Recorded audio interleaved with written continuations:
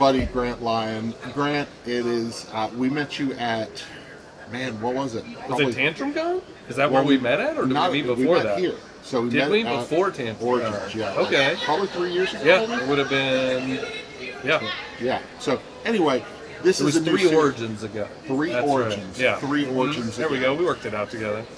So this is a little series where we're going to be talking about some of the people that we really only hang out at conventions. That's true. So, yeah, we see each other like 2 to 3 times a year. But that's also one of the best parts of it, because there's people you look forward to seeing at conventions, you know? It's like you have your list of priorities. So you come to a convention, you're like, I'm excited to play a game, and I'm excited to see this. But I'm really excited to see Grant. With all the people that I get to see a couple times a year. So. I know, it's true. It's like, I wish we lived closer. Yeah. If we all lived closer, we'd be playing games all the time together and stuff. Exactly. I'm going to Grant's house. We're playing some games. Yeah, for real. So Grant, this is kind of like a check-in, like we're convention friends. Yeah. And so, what have you been up to? What's the latest with your comedy? We just got done seeing your show here at Origins. Thanks for coming.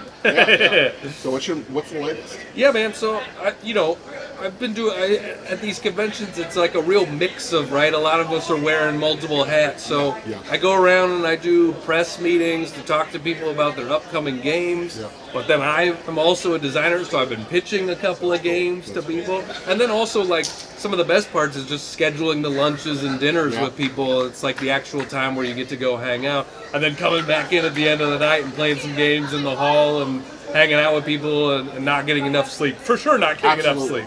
Yeah. So, just going, I like walking around talking to different people, just seeing what's up, saying hi, seeing the new games. Do you ever find yourself in a pitch meeting or something and you're wanting to make jokes and you're wanting to, you find yourself, you're trying to have a serious, business type meeting? Yeah. And you're really wanting to have jokes? The nice thing is that everything I'm pitching is a party game. Okay, so jokes are part of the pitch. Fun. So that's good. So you're not pitching any, serious Euro games? No. I'm like, hey, okay, shut it down, get serious right now. I don't do it. I don't have the brain for that. Yeah. When people do all the games with math, I'm like, they're like, you just need to make a spreadsheet. And I'm like, you lost me at spreadsheet. That's it. I don't know how that I don't know how to do any of that stuff. That's good. Yeah. One of the funniest we did, you've heard our Will It Game podcast. Yeah. We did this podcast with, it was Steve Jackson Games. Steve Jackson came on the podcast, and it was so funny. We were trying to make these jokes and everything about the amount of meeples we need for this ridiculous game. And he's mathing out. He's writing equations in the background. Yeah. And when he gets to critique us, he comes to us and he's like, well, actually, you'll need 224 meeples for that, because if you have a 5-player count game, blah, blah, blah. And I'm sitting and you're there like, woo! dumbfounded. I'm like, this was a joke. I didn't know that anybody would take this seriously. So, that's awesome. Yeah. So luckily, you're pitching games that are lighter. Yeah, I mean, that's, I come from the world of comedy. I don't understand math, but I understand fun. Yeah. You know what I mean? I know how to, create fun experiences. And that's cool. For me, the party games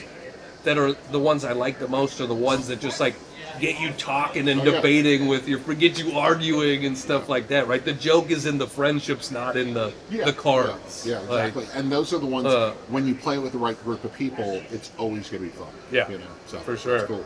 So Grant, tell me a little about, you always joke about your roommates and living with other comedians. Yeah. Have you converted any of them to become more hardcore board gamers? Yeah, I mean, I'm grateful that 2 of my roommates like board games a lot.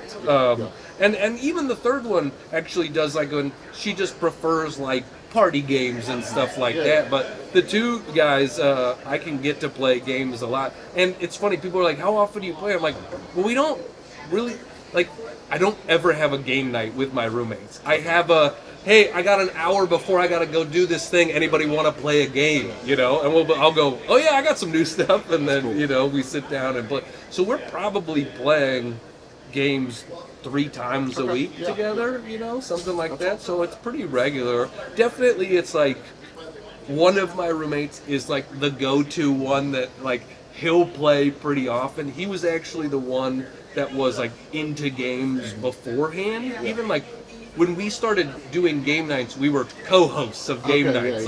that was when I kind of started getting into modern games at the same time he did. So we got the code names and the cash and guns and the telestrations and stuff like that.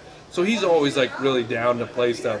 And then my other roommate is also willing to play stuff, but has very specific tastes. Like he won't play anything cooperative. He won't play anything like he wants deck building. He wants worker placement, and if it doesn't have that sort of stuff, don't even bring it to him. Look it up on BGG and like. No, he's not that. He's just like. He literally goes, I'm like, hey, you want to play this game? And he's like, give me an elevator pitch. Okay, he like makes me pitch the game to him. And then he's like, no, that doesn't sound good. Yeah. That doesn't sound good to me. So like, our oldest daughter, she's our reluctant gamer. She's 19 and she'll pick up a board game. I'll say, hey, you want to play a board game? She'll pick up the board game. She'll look at all the details on the box. It's like, and she'll look at it, and if it says like 30 minutes, she'll be like, is it really 30 minutes or a fake 30 minutes? And I'm like, well, you know it's a fake 30 minutes, but it's still really good. Anyway, you mentioned Cash and Guns.